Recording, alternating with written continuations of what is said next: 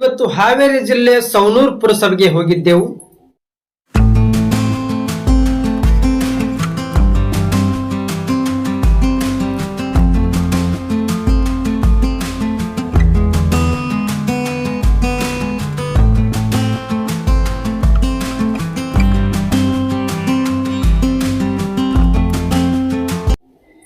ಕಾರಣ ಏನಪ್ಪಾ ಅಂದ್ರೆ ಪುರಸಭೆ ಅಧಿಕಾರಿ ಮತ್ತು ಸಿಬ್ಬಂದಿಗಳು ಸರಿಯಾದ ಸಮಯಕ್ಕೆ ಕೆಲಸಕ್ಕೆ ಬರೋದೇ ಇಲ್ಲ.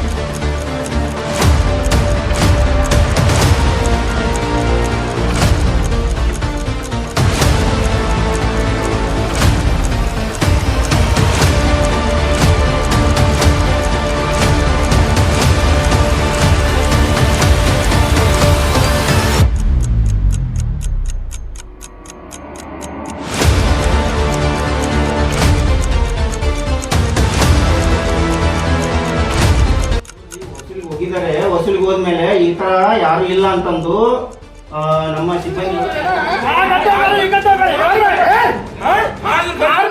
ನಮಸ್ಕಾರ ವೀಕ್ಷಕರೇ, ನಮಸ್ತೆ ಕರ್ನಾಟಕ ವಾಹಿನಿಗೆ ತಮಗೆಲ್ಲ ಸ್ವಾಗತ. ನಾನು ಮಂಜುನಾಥ್. ಸ್ನೇಹಿತರೆ, ಇವತ್ತು ಹಾವೇರಿ ಜಿಲ್ಲೆ ಸವಣೂರು ಪುರಸಭೆಗೆ ಹೋಗಿದ್ದೆವು.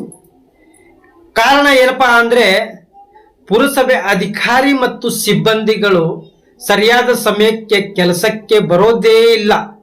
ಆದ ಕಾರಣ ಸಾರ್ವಜನಿಕರ ಕೆಲಸ ವಿಳಂಬ ಆಗ್ತಾ ಇದ್ದಾವೆ ಅಂತ ಸಾರ್ವಜನಿಕರಿಂದ ಮಾಹಿತಿ ಬಂತು. ಅದೇ ಪ್ರಕಾರ ಪುರಸಭೆಗೆ ನಮ್ಮ ಕ್ಯಾಮರಾ ಸಮೇತ ಬೆಳಿಗ್ಗೆ 10:30ಕ್ಕೆ ಹೋದೆವು. ಆದ್ರೆ ಅಲ್ಲಿ ಅಧಿಕಾರಿಗಳಾಗ್ಲಿ ಸಿಬ್ಬಂದಿಗಳಾಗ್ಲಿ ಇಬ್ಬರನ್ನ ಬಿಟ್ರೆ ಬೇರೆ ಯಾರು ಇಲ್ವೇ ಇಲ್ಲ ಸ್ನೇಹಿತರೆ, ಇರ್ಲೇ ಇಲ್ಲ.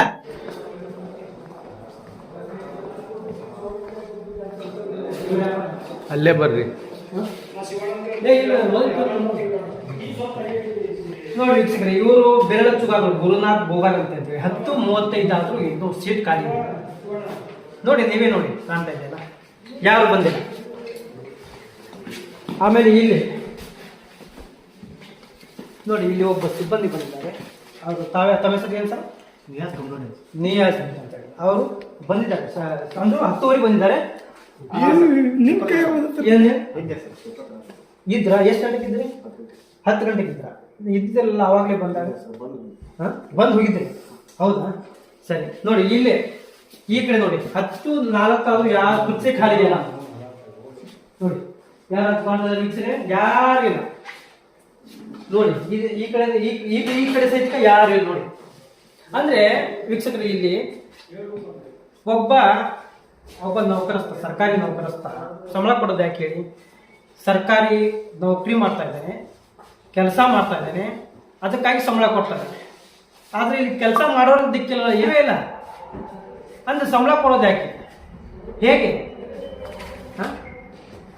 ಕಾರಣ ಏನ್ ಗೊತ್ತಿಲ್ಲ. ಒಟ್ಟು ಕಾರಣ ಬಂದ್ಬಿಟ್ಟು ಚೀಫ್ ಆಫೀಸರ್ ಕೇಳಿ ಬನ್ನಿ. ಅಲ್ಲಿಯೇ ಚೀಫ್ ಆಫೀಸರ್ ಲೇಟ್ ಆಗಿ ಬಂದ್ರು. ಇದೇ ಪ್ರಶ್ನೆನ ಅವ್ರ ಚೇಂಬರ್ಗೆ ಕರ್ಕೊಂಡು ಹೋಗಿ ಇದನ್ನೇ ಕೇಳಿದ್ವಿ. ಅವ್ರಿಗೆ ಕೇಳಿದ್ದೇನಪ್ಪಾ ಅಂದ್ರೆ, ಅವ್ರ ಉತ್ತರ ಕೇಳ್ಬಿಟ್ರೆ ಇವ್ರೇನಪ್ಪಾ ಹೊಸದಾಗಿ ಕೆಲಸಕ್ಕೆ ಸೇರ್ಕೊಂಡವ್ರ ಏನೋ ಅಂತ ಅನಿಸ್ಬಿಡುತ್ತೆ. ಚೀಫ್ ಆಫೀಸರ್ ಕೇಳಿ ಬನ್ನಿ. ಚೇಂಬರ್ ಬನ್ನಿ.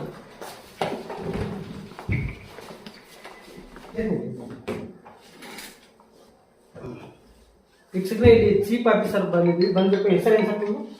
ಎನ್.ಎಂ. ಹಾದಿಮನಿ ಅಂತ ಹೇಳಿ. ಎನ್.ಎಂ. ಹಾದಿಮನಿ ಅಂತ ಹೇಳ್ತೇವೆ. ಇವ್ರು ಬಂದ್ಬಿಟ್ಟು ಇಡೀ ಪುರಸಭೆಗೆ ದೊಡ್ಡವರು.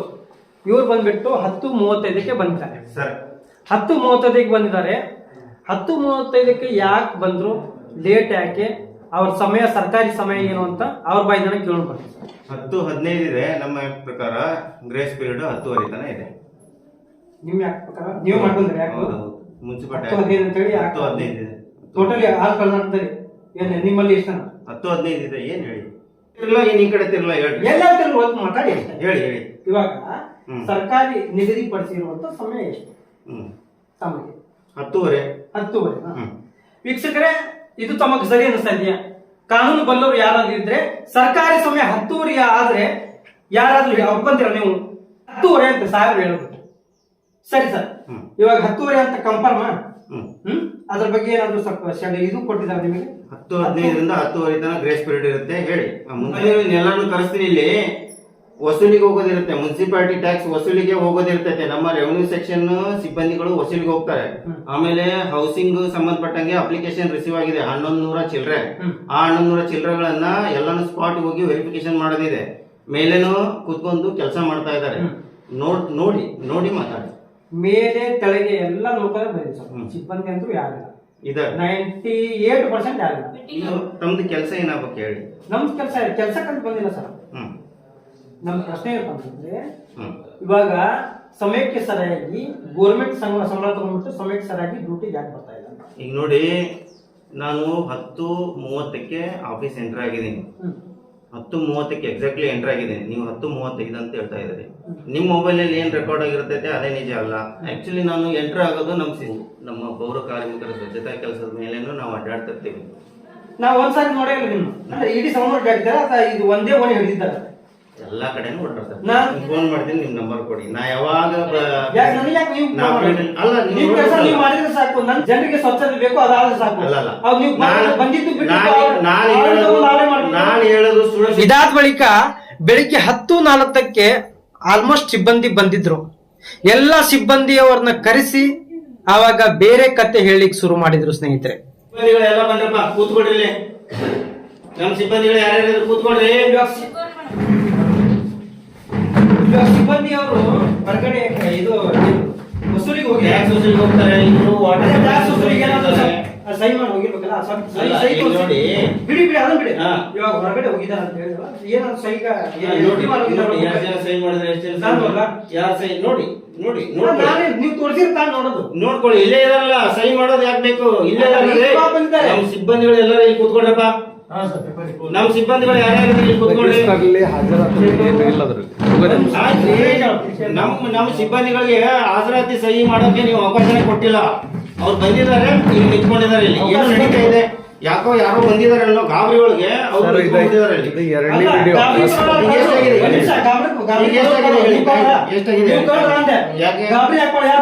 ಮತ್ತೆ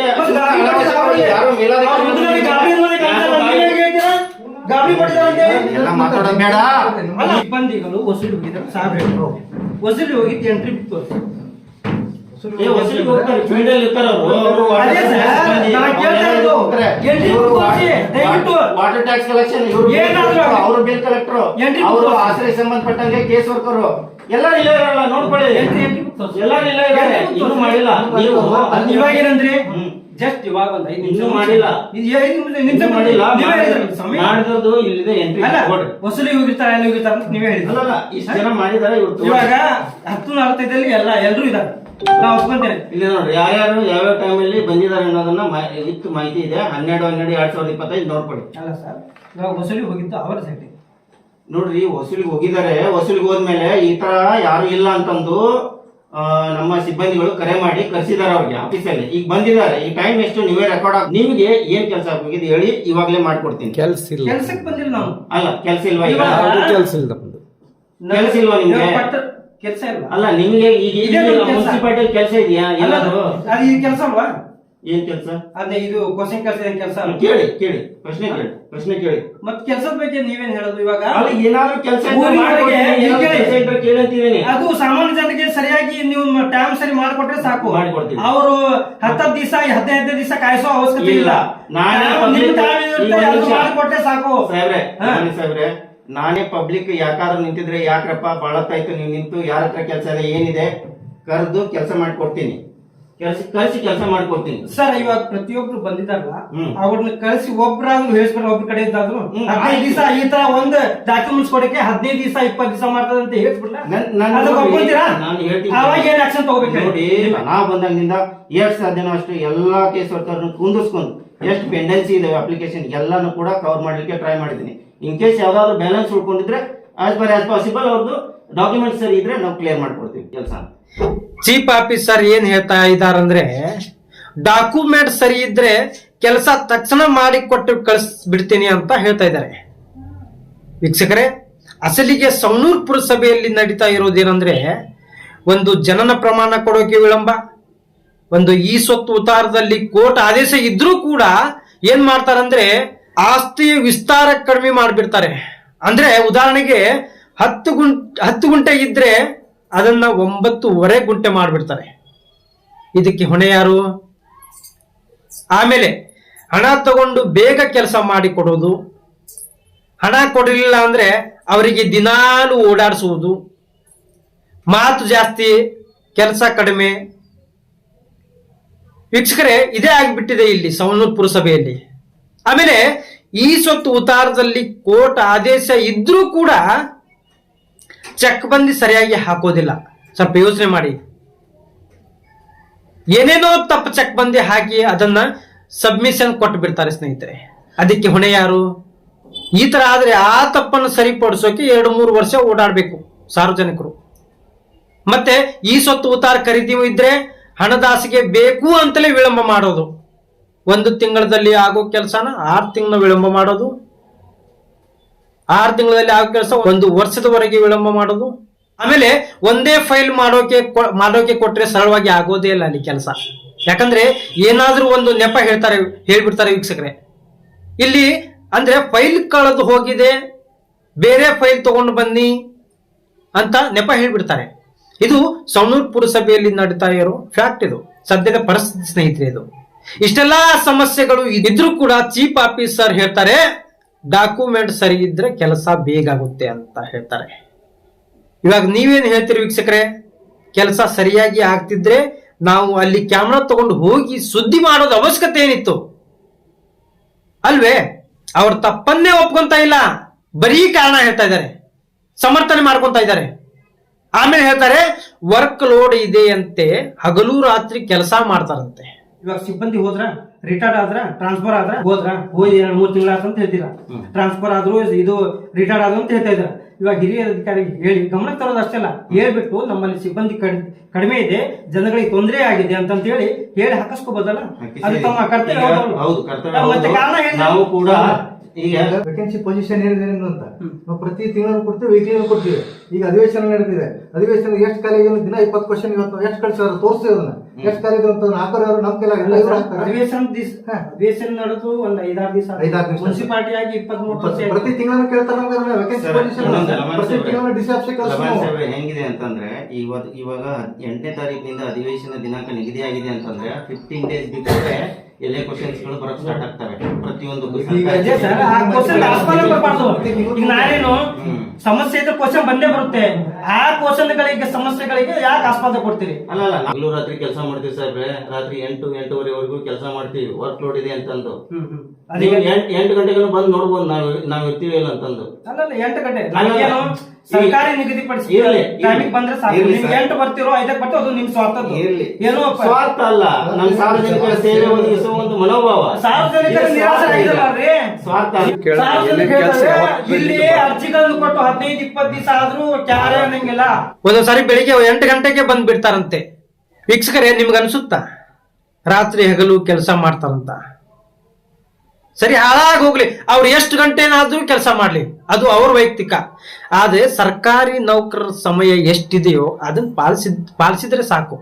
ಸರ್ಕಾರಿ ನಿಗದಿಪಡಿಸಿದ್ದು ಕೆಲಸದ ಸಮಯ ಬೆಳಿಗ್ಗೆ 10 ಗಂಟೆಯಿಂದ ಸಾಯಂಕಾಲ 5:30ವರೆಗೂ. ಆದ್ರೆ ಪಾಪ ಅವ್ರಿಗೆ ಗೊತ್ತಿಲ್ಲ ಅಂತ ಕಾಣಿಸುತ್ತೆ. ಇಷ್ಟೆಲ್ಲಾ ನಡೀತಾ ಇರೋ ಸಂದರ್ಭದಲ್ಲಿ ಯಾರೋ ಒಬ್ರು ಬಂದ್ರು ಮಧ್ಯದಲ್ಲಿ. ಅವರ ಹಾವಭಾವ ಹೇಗಿತ್ತಂದ್ರೆ ಸ್ನೇಹಿತರೆ, ಒಂದ್ಸಾರಿ ಈ ವಿಡಿಯೋ ನೋಡಿ.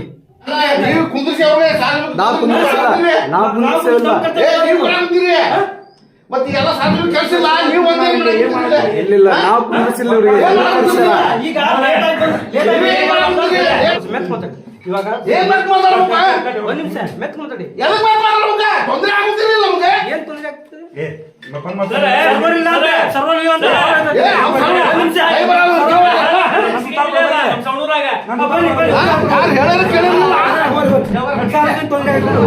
ನಾವು ಇದಂತೀರಲ್ಲ ಅವ್ರಿಗೆ ಹಿಂಗೆ meeting ಮಾಡಿ ಮಾಡೋ ಅಷ್ಟಂತ್ರಿ ಹೆಚ್ಚಿಗೆ ಮಾಡಿದ್ರೆ ಪಾಪ ಮಾಡೋಣ ಮಾಡಿದಿಲ್ಲ ಇಲ್ಲ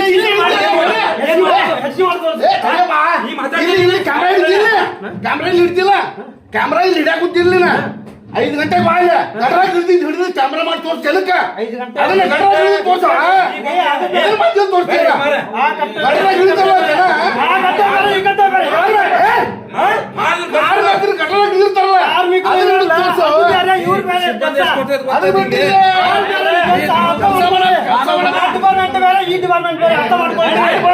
ಡಿಪಾರ್ಟ್ಮೆಂಟ್